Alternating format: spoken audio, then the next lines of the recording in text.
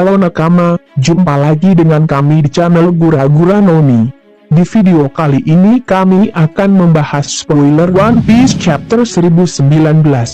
Chapter terbaru dari seri manga One Piece akhirnya kembali dirilis, setelah sebelumnya kita jeda selama 1 pekan akibat jatah libur Oda. Sebelumnya, di chapter 1017 kita masih melihat perkembangan situasi yang terjadi di Onigashima.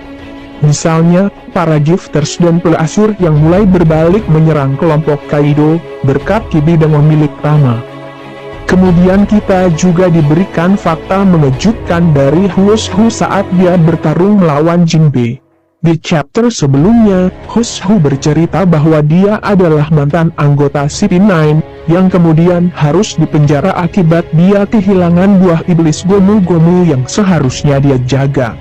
Dan di chapter 1018, kita kembali diberikan fakta mengejutkan mengenai sosok misterius dan legendaris Sun Cat Nika. Lalu apa yang akan terjadi di chapter 1019 kali ini? Nah, sebelum kami memulai pembahasannya, untuk nakama yang belum mensubscribe channel ini, silahkan di-subscribe terlebih dahulu. Kalau sudah, terima kasih. Judul dari manga One Piece Chapter 1019 akan bertuliskan Heliceratops, dan cover manga akan diisi dengan foto kru Mugiwara yang tampak menunggangi seekor ikan hiu atau paus. Panel pembuka di chapter ini akan menunjukkan suasana di panggung utama, di mana Queen terlihat menembakkan laser berkali-kali ke arah Sanji. Namun, Sanji dapat menghindari semuanya bahkan sambil tersenyum. Sanji berpikir bahwa Franky mungkin akan menyukai teknologi yang dipakai Queen ini.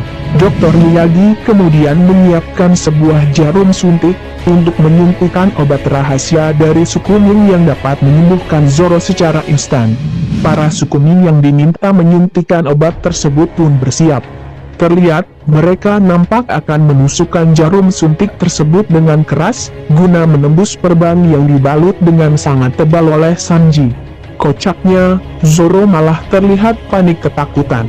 Kemudian Shin beralih ke laut negeri Wano, yang menampilkan suasana di kapal selam milik Law. Ditampilkan bahwa anak buah Law yang sedang mengobati Luffy. Di sana terlihat Luffy masih belum sadar, walaupun mereka telah berhasil memompa air keluar dari tubuh Luffy.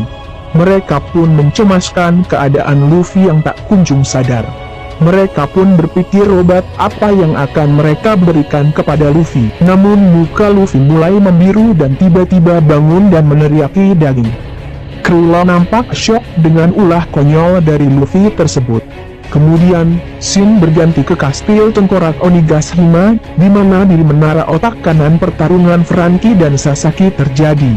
Bisa kita lihat, para gifters yang telah menjadi sekutu pasukan aliansi, kini membantu Franky menghajar anak buah Sasaki, agar Franky dapat melawan Sasaki dengan bebas.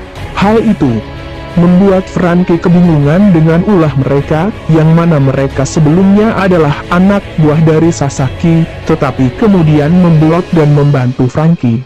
Hal itu membuat Sasaki ingin menghabisi para pengkhianat. Meskipun Sasaki tahu bahwa semua itu adalah ulah dari musuhnya, Sasaki pun memuji Franky yang menurutnya memiliki pendirian yang kuat, padahal Sasaki sudah menyerangnya berkali-kali dengan serangan yang cukup fatal.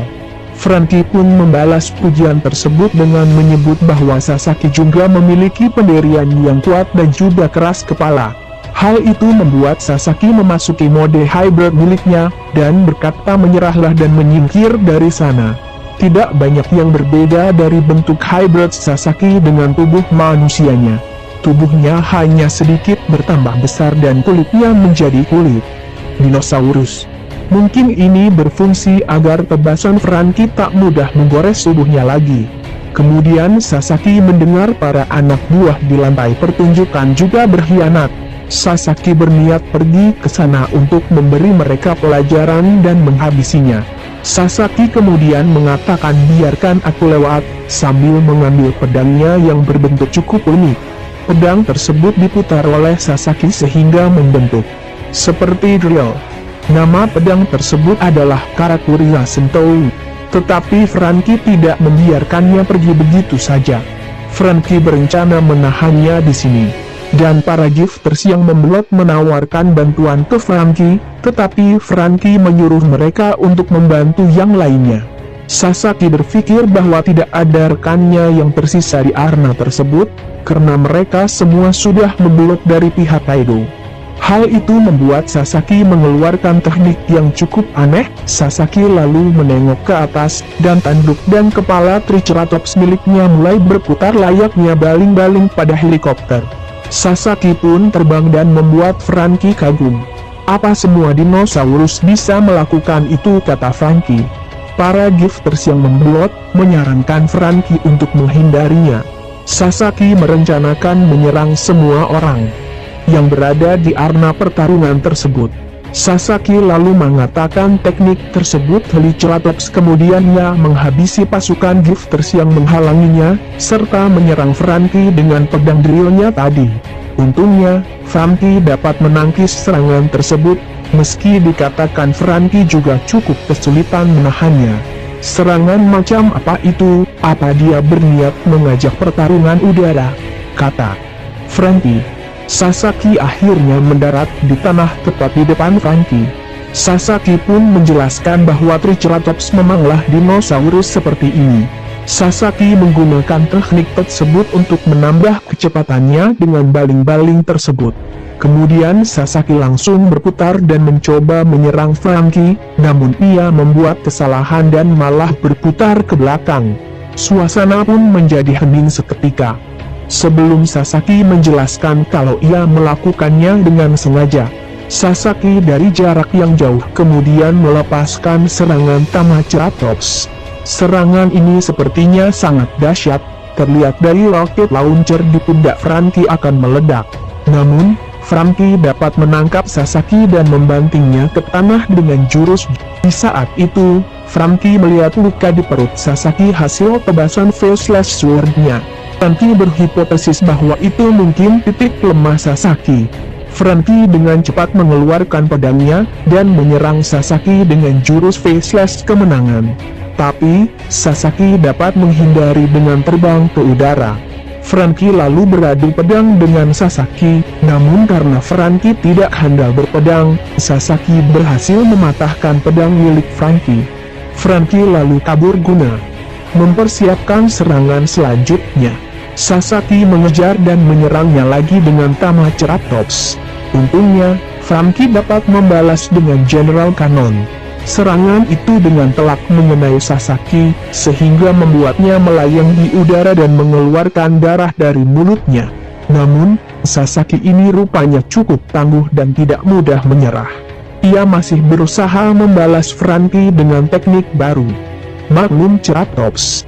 Efek serangan ini pun terlihat menghancurkan beberapa bagian dari Franky. Beruntungnya lagi, Franky dengan tepat waktu keluar dari robotnya. Franky yang berbaring di tanah, menembakkan Franky Radical Beam ke arah Sasaki yang berada di atasnya. Laser Franky tersebut dengan telak menghantam perut Sasaki, yang ternyata benar merupakan titik lemahnya. Sasaki akhirnya jatuh ke tanah dengan keadaan pingsan dan darah dari mulutnya. Scene lalu berganti menunjukkan atap Kastil Onigashima, di mana pertarungan Kaido dan Yamato tengah berlangsung.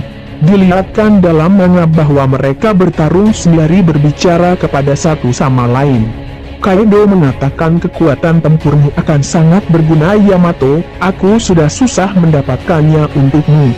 Yamato menjawab, aku pun sebenarnya tidak tertarik memakan buah iblis pemberianmu. Ia memakannya karena ia kelaparan, dan karena itu juga ia jadi tidak bisa berenang.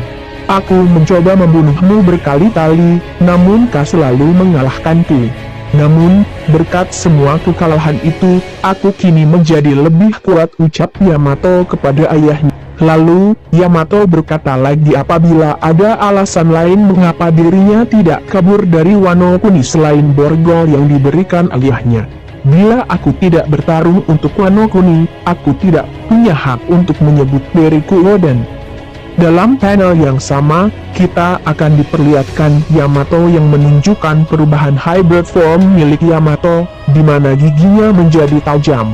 Nampak pula kedua telinga Yamato bertambah panjang dan tanduk Yamato berpindah agak ke tengah. Selain itu, ada api yang muncul dari siku dan dengkul Yamato. Kakinya juga berubah seperti kaki binatang, dan tangannya bertambah besar serta menumbuhkan cakar. Tetapi dalam manga kali ini belum dijelaskan nama dari buah iblis milik Yamato tersebut, tetapi kami memiliki pendapat bahwa buah Yamato tersebut adalah buah iblis mitikal Zuan harimau model Byakuya, seperti teori yang pernah kami bahas sebelumnya. Nah, itu saja spoiler kali ini dari kami. Terima kasih untuk nakama yang sudah menonton video kali ini. Sampai jumpa dan terima kasih.